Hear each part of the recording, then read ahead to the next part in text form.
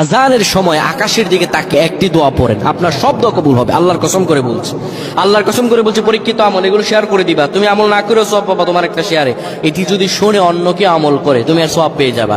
আজানের সময় যখন আজান হয় তখন আমরা কথাবার্তা বলি, এগুলো অনুচিত। আপনি আজানের সময় আকাশের দিকে তাকিয়ে একটি দোয়া পড়বেন। এই দোয়াটি আমরা অনেকেই পারি। এখন বলবেন হুজুর কমন পড়ে গেছে দোয়া। আমরা অনেকেই আল্লাহ তাআলার কাছে এটা ওটা চাই, কিন্তু সঠিকভাবে চাইতে জানি না। সঠিকভাবে কোনো ব্যক্তি যদি চায় আমার আল্লাহ তাকে দয়া করবেন। আল্লাহ বলেন, বান্দা উদউনি আস্তাজিব লাকুম, আমার কাছে চাও আমি আল্লাহ সব দিয়ে দিব। সুবহানাল্লাহ। যখন আপনার আজান হয়, আজানের সময় আপনি আসমানের দিকে তাকান, তাকিয়ে আপনি বলুন, পড়তে থাকেন, আল্লাহুম্মা আনতা রাব্বি লা ইলাহা ইল্লা আনতা খলাকতানি ওয়া আনা আবদুকা ওয়া আনা আলা আহদিকা ওয়া ওয়া'দিকা মাসতাতা'তু আউযু বিকা মিন শাররি মা সানা'তু আবু'ু লাকা বিনি'মাতিকা আলাইয়া ওয়া আবু'ু বিযানবি